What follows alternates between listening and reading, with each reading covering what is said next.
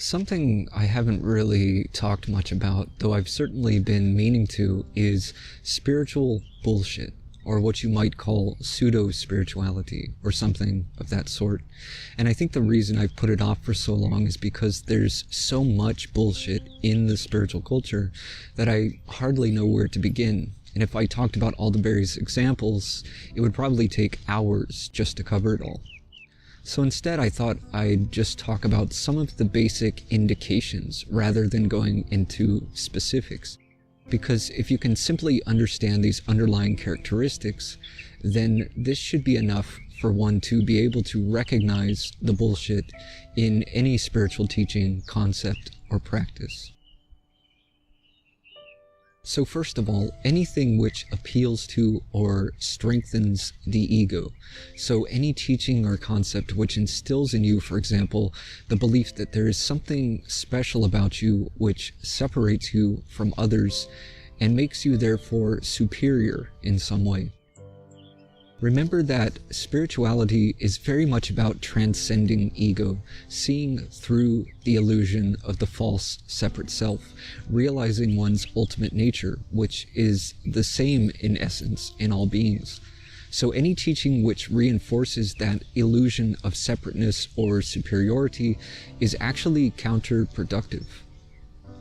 Now, what else appeals to the ego?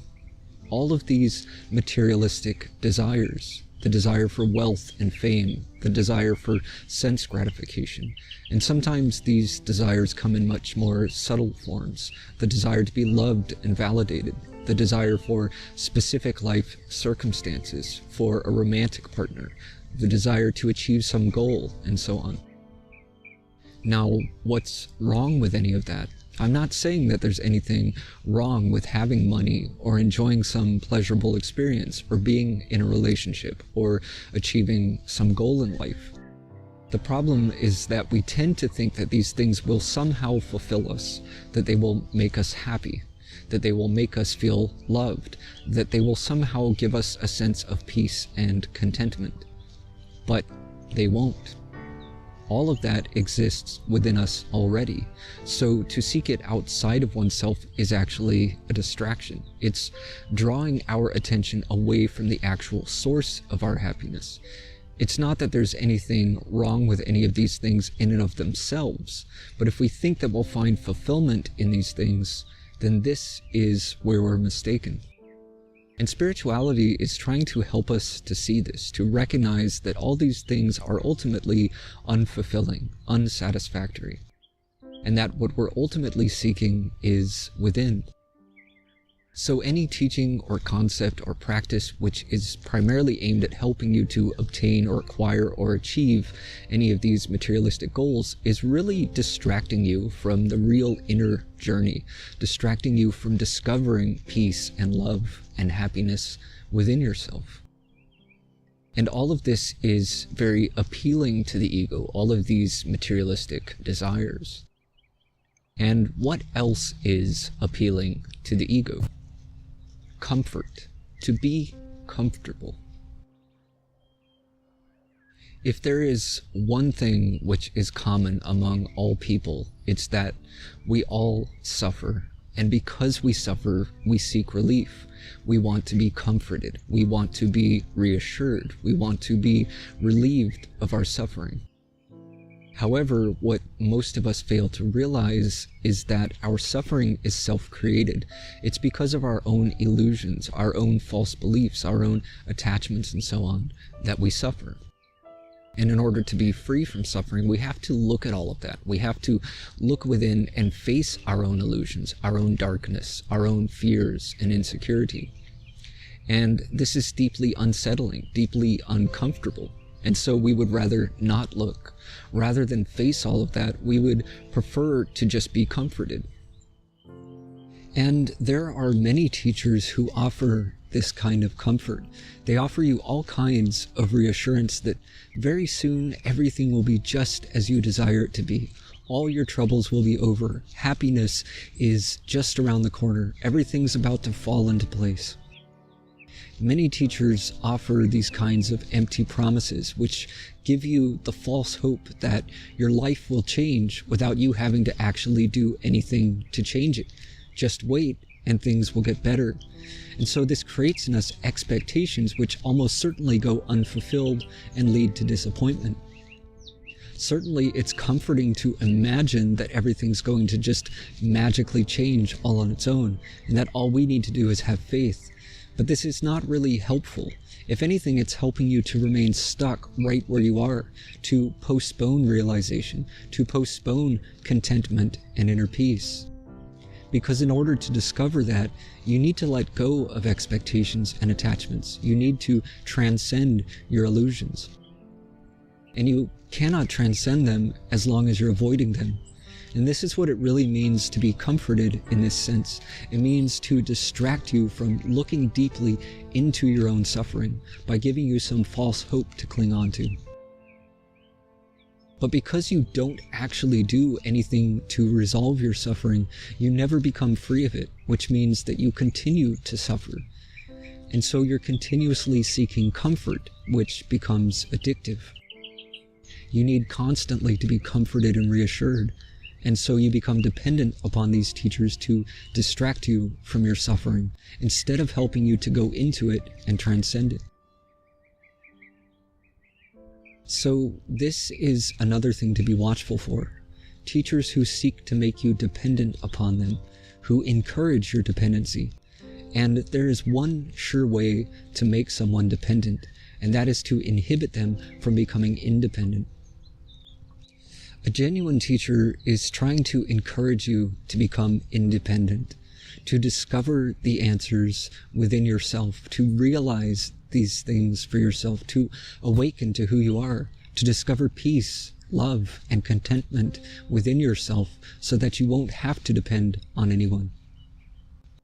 And they're not constantly trying to comfort you. Most of the time, they're actually trying to provoke you to look at your own bullshit, your own illusions, to face your fear and insecurity, to look deeply into your suffering, because that's how you transcend it. If they're only offering you comfort and distractions, pleasant words and fanciful promises, or reliance upon them for all the answers, then you will never have your own realizations, and you will always have to depend on them, which is very good for business, by the way, because it keeps you coming back again and again. So these are some of the basic things to be watchful for as indications of spiritual bullshit. And as I said at the beginning, there is so much bullshit in the spiritual culture, and much of it is extremely popular precisely because of everything I just mentioned. Because it appeals to ego, because it appeals to our materialistic and sensual desires, because it's comforting rather than transformative. Because it doesn't require you to face your own darkness or require you to change. What is not very popular is facing your own discomfort, facing your fear and insecurity and so on. And this is why bullshit is so pervasive. Most people are not truly sincere in wanting to know the truth because they don't want their illusions destroyed. Our illusions are familiar and comfortable. And so many people would prefer to remain in illusion or to delude themselves all the more. And this is no less true of those in the spiritual culture. There are many people in the spiritual culture who are deeply deluded. And of course, we turn to spirituality as a means of awakening from our illusions. But what I mean is that spirituality is often misused as a means of deluding oneself all the more, rather than as deliverance from illusion. And this is done with teachings and concepts and practices which are dressed up in spiritual language, but are really just ego-centered materialism. And rather than helping you to wake up, they keep you asleep by offering you the dream that you are awakening. So you get to pretend that you've overcome all your illusions. But this is also an illusion, because all you've done is learned how to repress everything, to bury it. And you mistake this repression for transcendence. And if you buy into that bullshit, it doesn't really get you anywhere.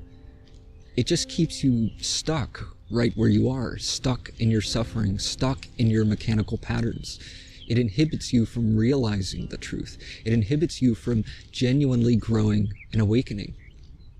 And if you want to remain in your illusions, where it's familiar and comfortable, or if you want to be deluded all the more, if you want to keep chasing your tail and never be truly fulfilled, never be truly happy or at peace, you're welcome to do that. It's your right.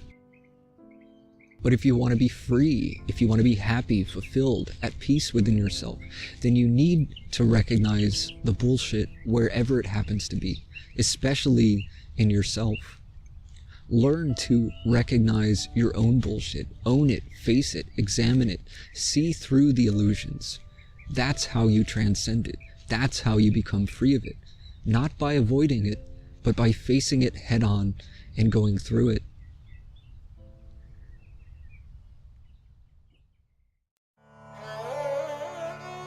If you find value in this content, be sure to like, share, and subscribe.